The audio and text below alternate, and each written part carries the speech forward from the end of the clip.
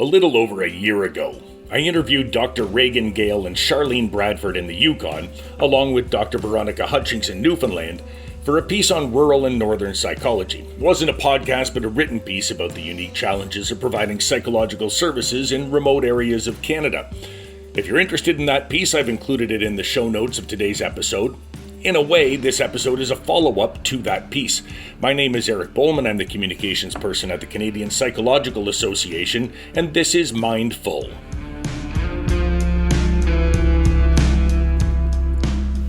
When I spoke with Reagan and Charlene a year ago, they were in the middle of fighting to get the profession of psychology regulated in the Yukon. At the time, it was the first I had heard that the Yukon was the last territory in Canada where psychologists could operate without oversight, and in fact where anyone could set up shop and call themselves a psychologist, regardless of their qualifications. Earlier this month, the Yukon government finally agreed to regulate the profession, thanks in no small part to the advocacy of Reagan and Charlene, who are joining us today. So my name is Reagan Gale. I'm a psychologist. I've had the really great privilege of working in several different parts of the country. So I did my pre-doctoral internship in Halifax, and then I moved to Calgary and I took a position at a hospital in Calgary. And from Calgary, I moved up to Yukon, where I worked as the director of clinical psychology for Yukon government for just under 10 years. And so like I said, I've had this great opportunity to work with psychologists and clients and families in several different parts of the country. And even now I am registered in the NWT and in Nunavut. And so I see clients from those jurisdictions as well.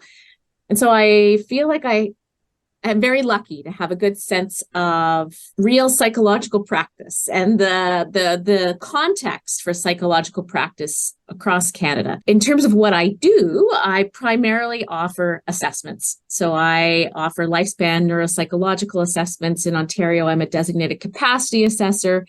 I do lots of different things. And I have a busy and active private practice and get to also hang out with Charlene a lot on lots of Zoom calls. So how about you, Charlene? So I'm Charlene Bradford. I'm a registered psychologist with the College of Alberta Psychologists. I have been up in Yukon for, I think, almost 20 years at this point. I started my psychology journey while living in Yukon. And so definitely my practice is pretty firmly rooted in kind of rural and northern areas of the territory here. I've been a few places. I did some work in youth justice. I worked for the Department of Education, and I moved into my private practice, I want to say maybe 8 or 9 years ago. I work with mostly kids, youth, and parents on the intervention and therapy side of things, and then do assessments kind of across the lifespan, depending on who comes through the doors. Terrific. Well, it's wonderful to have you both here. And I know that you've been on many Zoom calls yourselves amongst each other. I'm glad to be participating in this one. And Reagan, when we spoke about a year ago, you were talking about trying to get psychology regulated in the Yukon. And at that time, you were working at the Yukon government. Now the Yukon government is moving forward and you're no longer with the Yukon government. Were you the stumbling block? Were you the obstacle? Did you have to get out of the way to make this happen? Eric, I think I'm going to have to talk about that in my own psychotherapy sessions. I'm not going to say that it's an impossibility, but we are delighted. I'm just totally delighted, both Charlene and I and the members of the Psychological Society of Yukon. We are really delighted that Yukon government has announced that it's going to be moving forward with creating a regulatory framework for psychologists in the territory. Last time, when we first got to chat with you, Yukon was the only, and still is, the only Canadian jurisdiction where psychological practice is completely unregulated. And, there are significant risks to the public and, frankly, risks to professionals as well, working and operating in a jurisdiction where there is none of that statutory oversight. And Charlene, Reagan mentioned the Psychological Society of the Yukon. I think that you are the president of the Psychological Society of Yukon, or PSY, if you will, an excellent acronym. From what I understand and from what I recall in our previous conversation, that's sort of an ad hoc group that was formed because there is no regulatory body in Yukon. Is that accurate? Am I right in thinking that? Yeah, absolutely. We formed 5 years ago, something like that, Reagan. Reagan was our first president of the Psy board, as we like to call ourselves, and definitely was formed with two goals. The first goal definitely being regulation within Yukon, and the second being helping to advocate for quality psychological services for Yukoners. And you both mentioned being licensed in other provinces and territories. Charlene, you mentioned being regulated with the Alberta College of Psychologists. Reagan, you mentioned working in Northwest Territories. Nunavut, I presume that you also were regulated through Alberta. I know that the Northwest Territories and Nunavut have an agreement with the Alberta College of Psychologists where you can get regulated in Alberta and then practice in those territories, and that's the way that it's working. Does it look like that's the way Yukon is going to go? Are they going to follow that model? I was going to say, it looks like some of the pieces are going to be similar to Northwest Territories. It looks like the government will be overseeing registration as opposed to having a college in the way most of the southern jurisdictions do.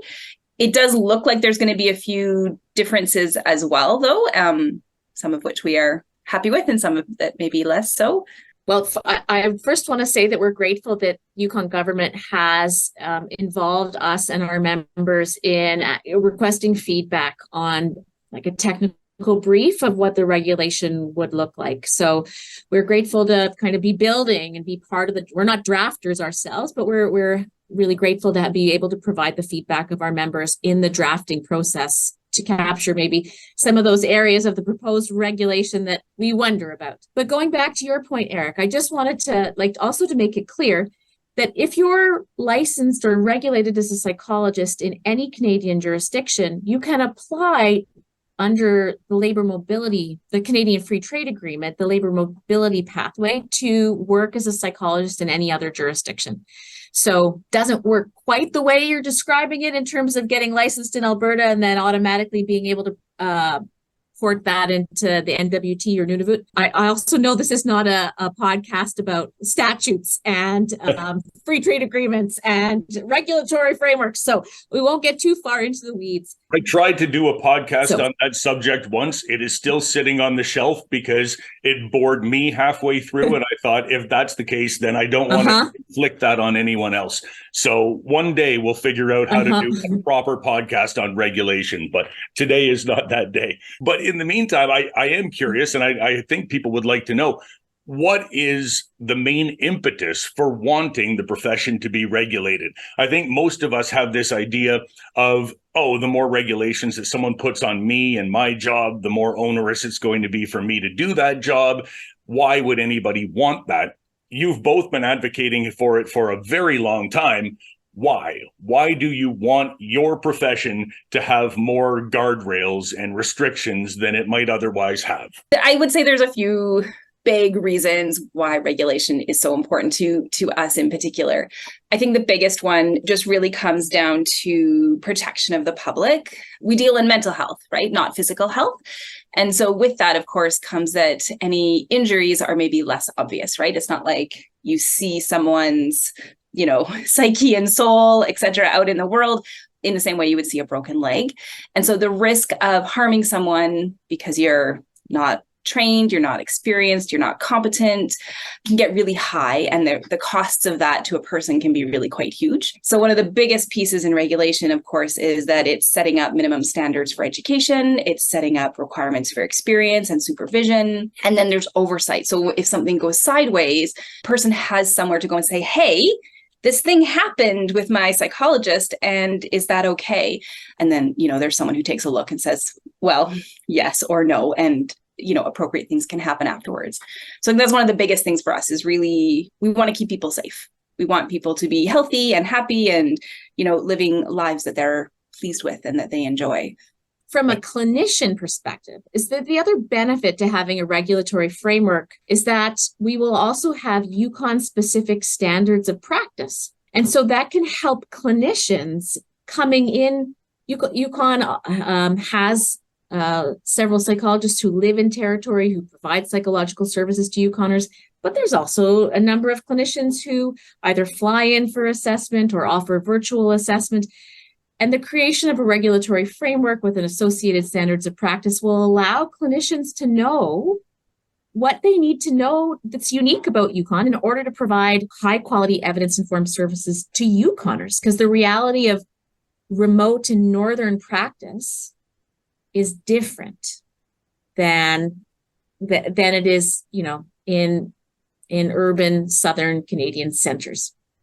And I do want to just make one quick point here, which is that we are not all three of us psychologists. I am in no way trained as a psychologist. I have zero education, and I think I may have missed the boat because up until just now, I could have set up a shop in Yukon as a psychologist and delivered virtual, absolutely unscientific therapy from my own living room. Now I'm going to be unable to do that, which I think is the point of the entire exercise here. So are you guys satisfied with where you are in Yukon, where the government is, and how quickly is this going to be implemented now that they've made the decision to do that? It seems like it took a long time for the decision to be made. Is it going to take a long time for it to be implemented?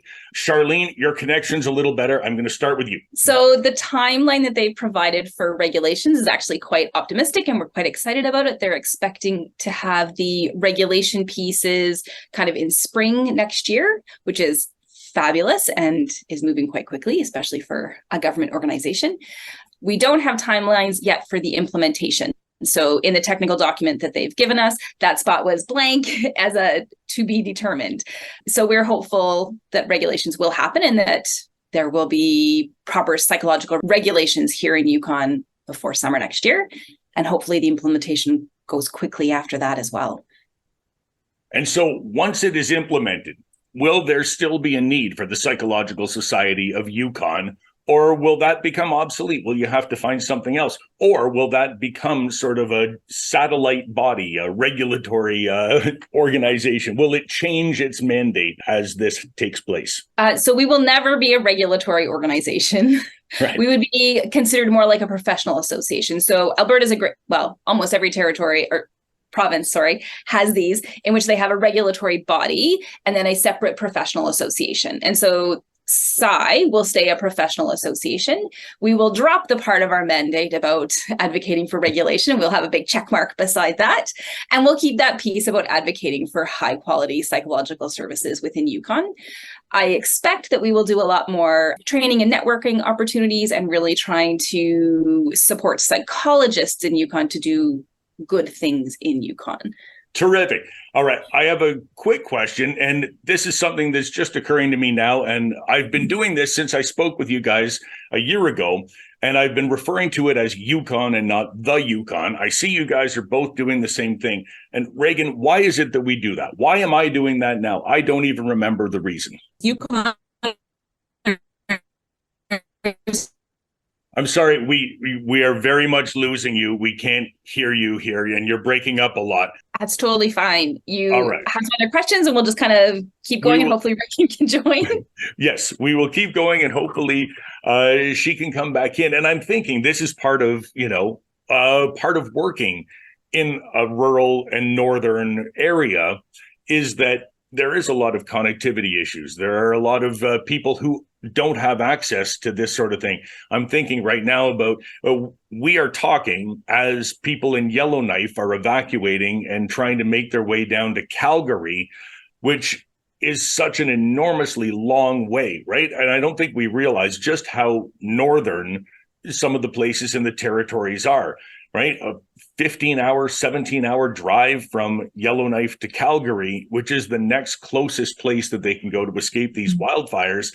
And so maybe you can tell me just a little bit about what it is to be a psychologist in somewhere so remote compared to, right? I mean, what's the nearest major city to where you are, I presume, in Whitehorse? Yeah, rural and northern is a whole different level when you're in the territories, for sure. It is not maybe what's considered rural or northern when you're in maybe Ontario. This is a whole different ball game. In Yukon, we have some communities that are fly-in only. One of our communities is only accessible by road in the winter when there's an ice bridge. Right. And I would suspect there are similar things happening like that in Northwest Territories and Nunavut as well. Connectivity is a huge issue. I would say that most psychologists practicing with telehealth are very reluctant. We would probably use telehealth more in a check-in kind of way than in an ongoing therapy way, simply because, as we're discovering with Reagan, you might be in the middle of something really big and important for someone and have the call drop, stutter, all of those kinds of pieces. And so we really have to be thoughtful about how we're using technology and kind of the ways in which we do it. We also, like you said, have lots of communities in which the internet is quite expensive. And so individuals may not have internet. And so they're like, oh, no, we'll make telehealth work. We really want to see someone. And so then they'll be trying to do, confidential things in a classroom where teachers are coming in and out, or they'll be at a health center and, random people are walking through. And it is not that it is taken very seriously about, that someone's needing therapy and needing supports. However, just in the nature of how the community is organized, that becomes really hard to have a safe, confidential, secure place for someone to use telehealth from. So the lovely things about telehealth are great, and we're pretty cautious about them, I would say, in the territories, like kind of across the board. Yes, we are a long way from everywhere. Our version of a road trip is much different than yours, I'm sure. I would say the next, I don't know, what are you considering a large city? I mean, it's at least a full day drive to Fort Nelson. And I mean like 12, 13 hours. So I don't know if you consider Fort Nelson big, but it's, there it is. Well, I have never heard of Fort Nelson, so I'm going to guess that no. it's not. I'm going to say no. I would say, so I guess for a reference point, to get to Vancouver from here would be a full 3-day drive. And I mean, Vancouver's a long way down, but you're looking at getting to Calgary is 2.5 days, right? It's a long way. So distance is definitely something else. And the same holds for lots of our communities, definitely communities that are kind of within about a 2.5, 3 hour radius from Whitehorse, definitely are better able to access high quality psychological services. They're able to come into town more regularly, and practitioners are able to get out to them more regularly. Once you get a little bit past that, it becomes really challenging, especially in the winter. It's really dark. At times it's really cold. And of course, there can be lots of snow, etc. So traveling out to communities can be really challenging. We are lucky that we have a really great Yukon-based airline, which is half Indigenous owned. Yes, we love Air North. And so they do regular flights to many of the quite far communities out there. And so they can have regular service and regular flights in and out, which helps quite a bit, right? As a practitioner, it's much easier to get somewhere if you're not thinking that you're having to drive there in the winter. So flying makes it a lot easier. And you mentioned the privacy issue. Right now at the CPA, we're working on specific telehealth guidelines and releasing those for psychologists across Canada. And one of the major things in that, of course, is this idea of the privacy and the security of the connection that you're using, right? We're using Zoom right now, not terribly secure as far as this goes, but for an interview purpose, not necessary to be, right? There's not client information that we need to protect here, but that kind of thing must be something that is a serious concern for people who are unregulated acting as psychologists in a territory like the Yukon, where you can do it from anywhere. And if you're not really that, if nobody's looking over your shoulder to make sure that you have the right privacy settings and the right security on all of the devices you're using, it could conceivably leave people very vulnerable to having their information stolen, shared, or released without their consent. Is that one of the things that was brought up as a reason for regulating psychologists when you were going through this process? I don't think that the concerns about privacy and technology were our biggest initial motivators. A privacy violation is really a really significant issue. I think what motivated us to begin with was the other types of risks that can be associated with poor psychological services, right? When you're meeting with a psychologist, you are sharing some of the most intimate parts of your life, likely. You are making yourself vulnerable, very vulnerable to the person you're meeting with. And I think our concern was, when we have people working as psychologists who may not be eligible for registration in another Canadian jurisdiction for whatever reason, or who don't have that regulatory oversight, that people could really be harmed, because the act of speaking with a psychologist requires clients to be vulnerable and brave. And there's risk in that, real risk, when there's poor practice. I imagine one of the other risks, and I feel like we discussed this when we were talking about the push to regulate psychology in the Yukon, was that somebody who was, say, had their license suspended in another jurisdiction because of some sort of complaint process, some sort of malpractice on their part, could then go and set up in the Yukon without any sort of guardrails around them, because it's the last place where even somebody who has been determined not to be a very good psychologist and to be doing harm to patients can then go and continue to perform the same job and create presumably the same harms. Is that one of the things that, am I remembering correctly that was one of the issues that was raised back then? Excellent memory. Yes, 100%. That is certainly one of the things that having a lack of any kind of regulatory oversight allows. And I will share, while I was never contacted from someone who had lost their license to practice, while I was working as the director of clinical psychology for the government of Yukon, I did receive several calls over the years from people who had applied to register in other jurisdictions, but had run out the clock to write the EPPP, which is one of the North American exam that sets the standard. So they had failed the test that you have to write to enter the profession, and they could not write it anymore. And so they contacted me to ask if they could just start working in Yukon, because they knew that they did not have to write that test, or indeed provide any other kind of background or credential review in order to start working there. And so how do you answer that? Is the answer, well, yes, you can, but I prefer if you didn't? Or, I mean, how do you answer somebody who asks you that question? Yes, there's nothing from a regulatory perspective that precludes you from coming here to work. And I would encourage you to think about all of the really important reasons why we have the EPPP and why we have those other processes in place to become a provisional psychologist. None of the folks that called me ever relocated to Whitehorse and started working. But I'm not going to say that was because I dissuaded them. I also think there's something, if you're not attracted to rural and northern life, this is a lot different from Bay Street. That's all I'll say. Yes, no doubt that it is. All right. Well, then let's close with some discussion of rural and northern life. What is so great about it that, Charlene, for example, you've been there a very long time. What has kept you there? Why are you still in Whitehorse in the Yukon and enjoying it as you do? Yeah, and I do love being up here. It's a wonderful place. Some of the things I love about Yukon is there is a beautiful sense of community here in Yukon. Because it's smaller, I know not only the psychological community that I do feel like supports me, but I personally know lots of the other supports in town, as well as just an entire sense of community that is fabulous on Whitehorse. I like being outside a lot, and we have a lot of that.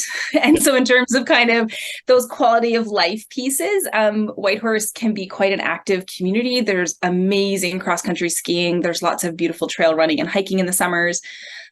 Paddling is gorgeous, and the air is really clean, which is a fabulous part of it. From a professional perspective, there are a lot of opportunities can be a lot of opportunities in Yukon as well, especially being in private practice. I really get to choose the things I'm interested in and the clients that I'm interested in, and provided I can afford to go out to trainings, which is the expensive piece, there is a lot of opportunity to kind of really grow in terms of my profession and what I like to do. Whereas you may be a little bit more maybe restricted in a larger center where there's the need to specialize more, right? I get to be quite a generalist and have, my hands in a few different kinds of pots, which I really enjoy.